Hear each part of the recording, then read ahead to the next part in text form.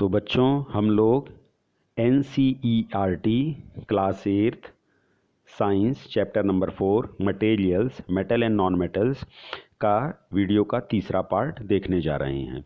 तो बच्चों पिछली क्लास में हमने मेटल्स की केमिकल प्रॉपर्टी के संदर्भ में दो प्रॉपर्टीज़ पे चर्चा की थी। मेटल का ऑक्सीजन के साथ रिएक्शन तो मेटल ऑक्साइड बनाएगा, मेटल का वाटर के साथ रिएक्शन तो metal hydroxide plus hydrogen plus heat energy. और हमने ये भी देखा था कि सोडियम और पोटेशियम को मिट्टी के तेल में क्यों रखा जाता है, उसे खुले में क्यों नहीं रखा जाता, उसे पानी से दूर क्यों रखा जाता है। ठीक है, तो चलिए अब आगे बढ़ते हैं। आज हम लोग पढ़ेंगे करोजन। तो बच्चों जैसे हम लोग हिंदी में कहते हैं कि जंग लगना, लोहे में जंग लग गई। ठीक है, अब हम लोग उसी चीज को करोजन के रूप में केमिस्ट्री में पढ़ेंगे। तो लोहे में जंग लगी, इसका मतलब क्या हुआ कि लोहा खराब हो गया। ठीक है, लोहे के गुणों का क्षरण हो गया। लोहे की जो प्रॉपर्टीज है, आयरन की जो प्रॉपर्टीज है उसका वो डीग्रेड हो गई। एक होता है अपग्रेड होना, एक होता है डिग्रेड होना। ठीक है, तो डिग्रेड होना यानी कि और उसकी गुणवत्ता का घट जाना। तो करोजन क्या हुआ कि the degradation in the properties of metal. ठीक, यानी कि मेटल के गुणों में गुणों का घटना। किसके कारण? मेटल भाई कहाँ मिलते हैं? पृथ्वी पे मिलेंगे, धरती पे मिलेंगे। धरती पे क्या है? वायुमंडल है। वायुमंडल में क्या है? अलग अलग प्रकार की गैसेज हैं। तो इनके साथ रिएक्शन करने के कारण ही मेटल में लोहे में जंग लगी। तो अब कोरोजन की डेफिनेशन हम लोग क्या बनाएंगे कि the degradation in the qualities या the degradation in the properties of metal due to its reaction with components of atmosphere, due to its reaction with components of atmosphere।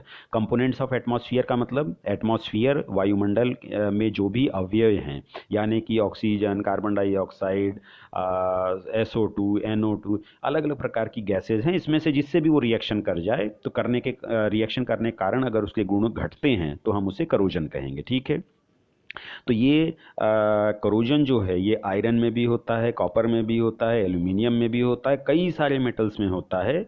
अब तो ये सारे अगर क्वालिटीज़ घट रही हैं तो तब हम इसे क्या कहेंगे? करोजन।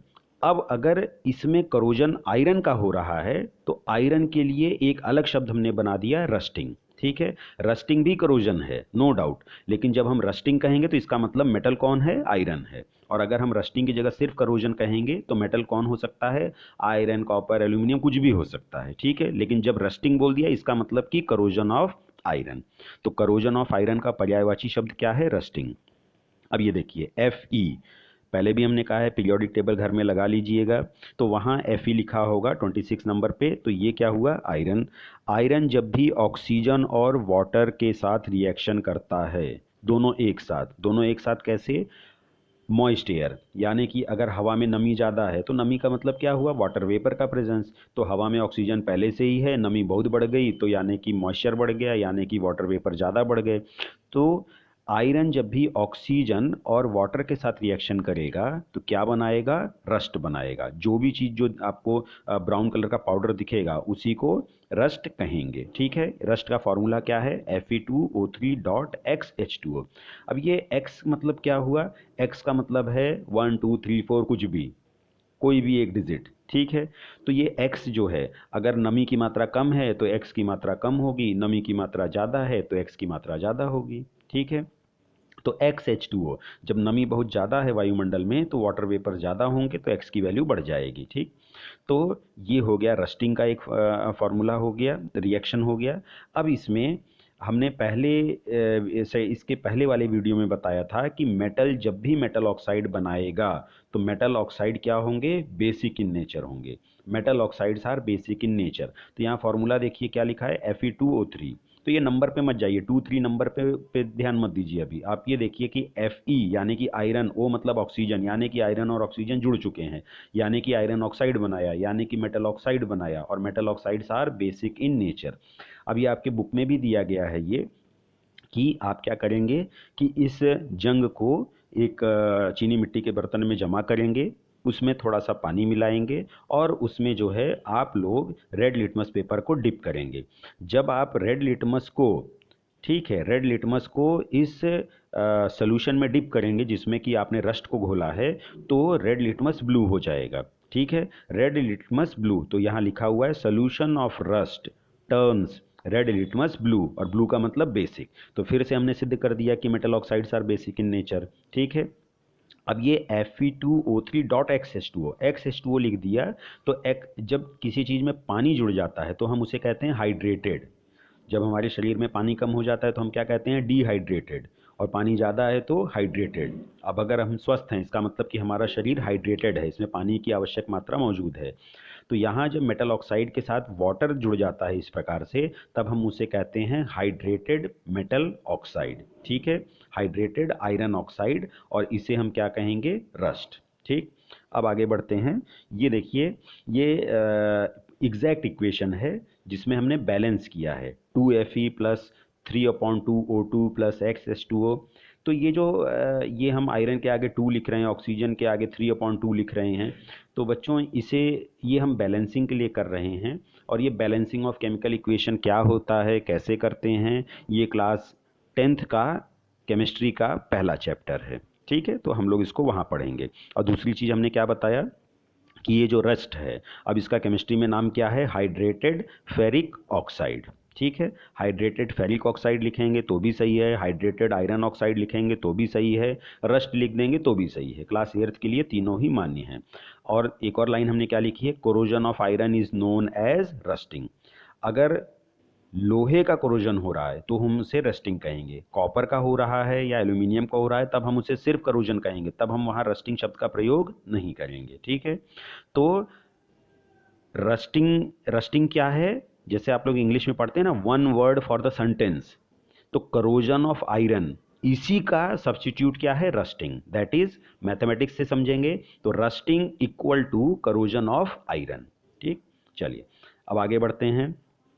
ये देखिए आपके बुक में पेज नंबर 46 पे ये दिया गया है, जो मैंने आपको बताया कि आप जो है एक वॉच ग्लास में, यानी कि शीशे के ग्लास में जो है जंग को, रस्ट पाउडर को जमा करेंगे, उसमें थोड़ा सा उसको फिर टेस्ट ट्यूब में डालेंगे, पानी मिलाएंगे, और उसमें जो है रेड लिटमस को डिप करेंगे। रेड लिटमस जो है ब्लू में बदल जाएगा। इसका मतलब कि जो रस्ट था वो बेसिक नेचर का था। रस्ट मतलब आयरन ऑक्साइड, बेसिक नेचर का था। आयरन ऑक्साइड मतलब metal oxide, metal oxide basic nature का था। और हम लोग ये नियम जानते ही हैं कि metal oxides are basic in nature. तो एग्जाम में ये जरूर आएगा कि how prove that metal oxides are basic in nature. और इसी पेज पे आपकी बुक में ये देखिए इक्वेशन भी दिया गया है।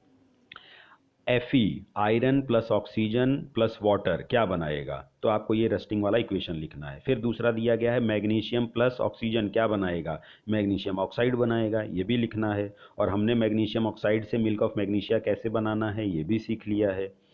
अब इसके बाद चलिए एक और करोजन का दूसरा एग्जाम्पल देखते हैं, कॉपर।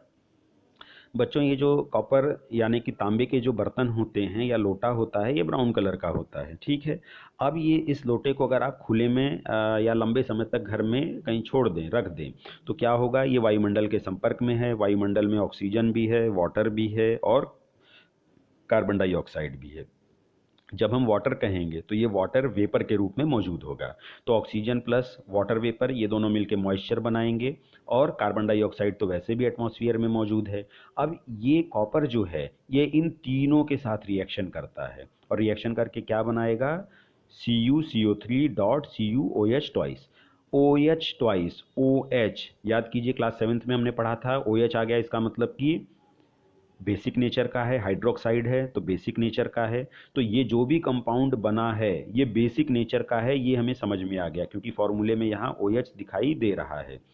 और तो इसका नाम पहले देख लेते हैं, इसे कहेंगे बेसिक कॉपर कार्बोनेट। बेसिक शब्द क्यों आया, क्योंकि इसमें OH है इसलिए बेसिक आ गया।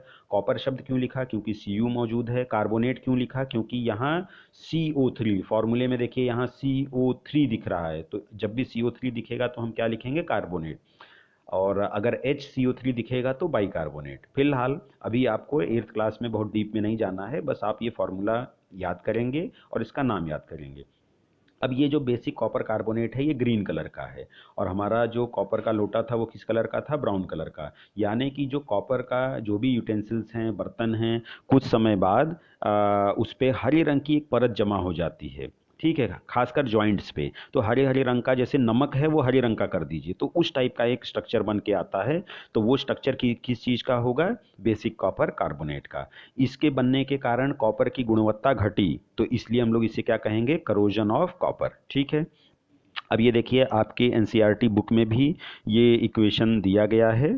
ठीक, तो यहाँ देखिए twice C U plus H two O plus C O two plus O two, और इसके बाद जो है C U O H twice plus C O three. तो ये प्लस करके अलग अलग दिखाया गया है, हालांकि ये दोनों एक ही साथ बनते हैं, तो आप प्लस की जगह डॉट भी लगा सकते हैं। ठीक है, अब आगे बढ़ते हैं। मेटल की तीसरी property, metal plus acid. Metal जब भी एसिड के साथ रिएक्शन करेगा सॉल्ट बनाएगा और हाइड्रोजन गैस निकलेगी। ठीक है, तो मेटल के साथ एसिड का रिएक्शन, अब हम यहाँ आपको बता दें एसिड कौन सा होगा? Mineral acid. मिनरल एसिड क्या होता है ये हम लोगों ने क्लास 7th में एसिड बेस में पढ़ा है।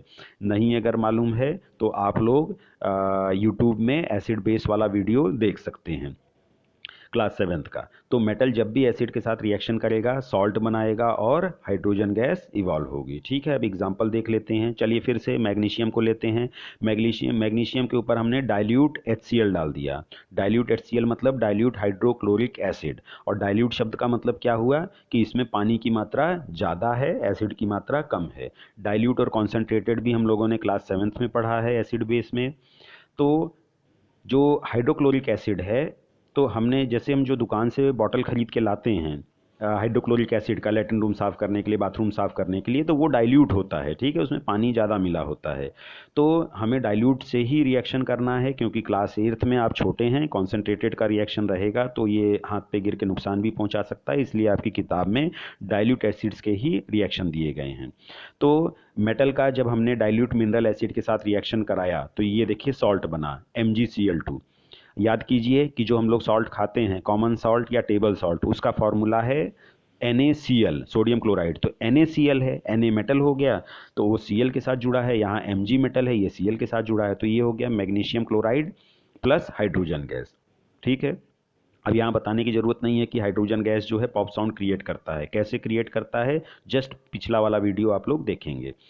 अब इसके बाद आ जाइए सेकेंड नंबर पे एल्यूमिनियम। एल्यूमिनियम भी जो है डाइल्यूट हाइड्रोक्लोरिक एसिड के साथ रिएक्शन करके एल्यूमिनियम क्लोराइड बनाएगा, जो कि एक सॉल्ट है, और उसके बाद हाइड्रोजन गैस बनाएगा। ठीक है, अब तीसरा रिएक्शन ध्यान से देखिएगा। अब ये तीसरा है कॉपर। ठीक है, कॉपर यानी तांबा, तांबे के ऊपर डाइल्यूट एसिड डाला तो कोई रिएक्शन नहीं हुआ। तो ये जो कोई रिएक्शन नहीं हुआ, ये ऐसा क्यों? तो इसके बारे में हम लोग अभी डिस्प्लेसमेंट रिएक्शन में और रिएक्टिविटी सीरीज में आगे पढ़ेंगे। फिलहाल अभी के लिए आपको बेसिक एक जनरल नियम क्या है कि मेटल एसिड के साथ रिएक्शन करेगा तो सॉल्ट एंड हाइड्रोजन गैस बनाएगा। अगर कर ही नहीं रहा है तब तो कोई बात ही नहीं है। अब ये जो है एक रिएक्शन, ये हम आपको फिगर दिखा रहे हैं। देखिए ये क्लास 10th का जो है 10th के साइंस की बुक में दिया गया है। अब ये फिगर हमने आपके इस वीडियो में इसलिए डाला क्योंकि आप देख सकते हैं कि जो आप क्लास 8th में पढ़ रहे हैं वही 10th में भी जाएगा, थोड़ा सा एडवांस रूप में। अब इसमें हमने क्या किया कि एक टेस्ट ट्यूब ले लिया, उसमें जिंक डाल दिया। जिंक क्या है? मेटल है। कैसे मेटल है? पीरियोडिक टेबल आपने घर में चिपकाया है, पीरियोडिक टेबल के लेफ्ट में और बीच में जो भी आएगा वो सब मेटल्स होंगे। सिर्फ राइट हैंड साइड में हमें सोचना पड़ता है कि ये एलिमेंट अगर राइट हैंड साइड में है तो ये मेटल है या नहीं। अब हमने जिंक लिया मेटल के रूप में और इसमें डाइल्यूट सल्फ्यूरिक एसिड मिला दिया। सल्फ्यूरिक एसिड का फॉर्मूला H2SO4, क्लास 7th में पढ़ चुके हैं। तो जब मेटल यानी कि जिंक और एसिड यानी कि सल्फ्यूरिक एसिड ये दोनों रिएक्शन करेंगे तो हमें मालूम है कि मेटल अगर एसिड के साथ रिएक्शन करेगा तो सॉल्ट और हाइड्रोजन गैस बनाएगा। तो जिंक सल्फ्यूरिक एसिड के साथ रिएक्शन करके जिंक सल्फेट बनाएगा और हाइड्रोजन गैस निकलेगी। अब ये हाइड्रोजन गैस टेस्ट ट्यूब के मुंह पे कॉर्क लगा है, इसलिए बाहर तो नहीं वातावरण में जा पाएगी, लेकिन इस पतली सी पाइप के माध्यम से, जिसे कि डिलीवरी ट्यूब कहा गया है, उस माध्यम से हम इसे जो है पानी में लेकर आएंगे। और जैसे ही हाइड्रोजन गैस पानी में आएगी, चूंकि हल्की है तो वो पानी में बुलबुले बनाते हुए बाहर निकलेगी, और हम लोग वहीं जो है एक कैंडल की मदद से, एक जलती हुई कैंडल वहाँ रख देंगे। तो जैसे ही हाइड्रोजन गैस वहाँ तक पहुँचेगी तुरंत जो है उसमें आग लगेगी। आग लगेगी तो पॉप साउंड आएगा। ठीक है, तो ये 10th का है, लेकिन देखिए इसका कोरिलेशन आपके 8th क्लास की ही किताब से है। 8th कायदे से पढ़ेंगे तो 10th भी आप लोग कायदे से पढ़ ले जाएंगे। ठीक है, अब इसके बाद आपके बुक में ये एक्सरसाइज दिया गया है कि मैग्नीशियम रिबन लिया, एल्यूमिनियम फॉयल लिया, आयरन लिया, कॉपर लिया, इनका रिएक्शन हाइड्रोक्लोरिक एसिड के साथ, सल्फ्यूरिक एसिड के साथ। तो ये आप लोग थोड़ा एक बार ट्राई कीजिएगा, क्योंकि हमने आपको रिएक्शन कोड बता दिया है। अब इसके बाद आ जाते हैं रिएक्टिविटी सीरीज पे। तो बच्चों, रिएक्टिविटी सीरीज़ या एक्टिविटी सीरीज़, इसको आप ऐसे समझ लीजिए कि जैसे क्लास में आप लोग छात्र हैं और हम क्या करते हैं, एक टेस्ट ले लेते हैं और बता देते हैं कि जो मेरिट में हाई है कि भाई ये तेज बच्चा है, जो ठीक ठाक नंबर पाया है उसे एवरेज बच्चा या मॉडरेट बच्चा बताते हैं, और जो बहुत कम नंबर पाया है या फेल होने की कगार पे है तो हम उसे क्या कहते हैं कि ये कमज़ोर है, थोड़ा सा कमज़ोर है, इसको मेहनत करना है। तो ठीक इसी प्रकार से जो मेटल्स हैं उनका भी एक टेस्ट लेके सीरीज़ बना दिया गया। तो जो इस लिस्ट में जो सबसे ऊपर है, ठीक है, जैसे कि क्लास 8th के हिसाब से हमने ये लिस्ट बनाया है, पोटेशियम, सोडियम, कैल्शियम, तो ये सब ऊपर है लिस्ट में, यानी कि ये सब तेज बच्चे हैं, यानी कि हाईली रिएक्टिव मेटल्स हैं। इसके बाद जो बीच में आ गए, ठीक है, मैग्नीशियम, जिंक, आयरन, ये सब क्या है, मॉडरेटली रिएक्टिव हैं, यानी कि एवरेज बच्चे हैं, न न टॉप ही करते हैं न कभी फेल ही होते हैं। इसके बाद हाइड्रोजन को हमने रेफरेंस के रूप में रखा है। ठीक है, क्लास 8th में कौन तेज है कौन कमज़ोर है इसका पता लगाने के लिए हम 8th के दूसरे सेक्शन के बच्चे को ला के रख देते हैं, भाई ठीक है, इससे जो अच्छा होगा वो तेज होगा, इससे जो कमज़ोर होगा उसे हम कमज़ोर कहेंगे। तो हाइड्रोजन जो है ये मेटल नहीं है। ठीक है, इसको बस हमने सबकी रिएक्टिविटी को नापने के लिए एक पैमाना बना दिया है और हाइड्रोजन की रिएक्टिविटी को 0 मान लिया है। इसके बाद हाइड्रोजन के जो नीचे आएंगे उसे हम कहेंगे least reactive metals. Least reactive का मतलब कि ये बहुत मुश्किल से रिएक्शन करते हैं। अब वापस याद कीजिए कि मैंने एक रिएक्शन अभी आपसे बोला था, वापस थोड़ा सा बैक में चलते हैं। ये देखिए, हमने यहाँ क्या बोला था कि जो मैग्नीशियम है, मैग्नीशियम HCl के साथ रिएक्शन करता है, हाँ कर रहा है, क्योंकि सॉल्ट और हाइड्रोजन गैस बना रहा है। एल्यूमिनियम भी कर रहा है। तो आप रिएक्टिविटी सीरीज में देखिएगा कि मैग्नीशियम और एल्यूमिनियम कहाँ है, हाइड्रोजन के ऊपर या हाइड्रोजन के नीचे। अब यहाँ देखिए, कॉपर जो है, कॉपर हाइड्रोजन के नीचे है, तो ये डाइल्यूट HCl के साथ कोई रिएक्शन ही नहीं कर रहा है। ठीक है, नो रिएक्शन। तो अब आपको समझ में आया कि कॉपर क्यों नहीं रिएक्शन कर रहा है।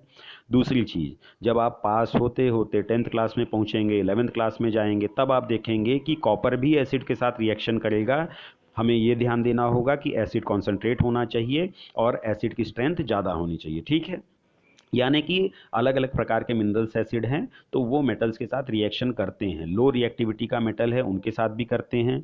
गोल्ड ये किसी के साथ रिएक्शन नहीं करता, तो हम लोग दो स्ट्रॉन्ग मिनरल एसिड्स को मिला के मिक्सचर बना के उसका रिएक्शन करवाते हैं। ठीक है, तो बच्चों इस वीडियो में इतना ही, और नेक्स्ट वीडियो में हम लोग रिएक्टिविटी सीरीज की चर्चा फिर से करेंगे, डिस्प्लेसमेंट रिएक्शन को ध्यान से पढ़ेंगे वहाँ। ठीक है, तो थैंक यू फॉर वॉचिंग।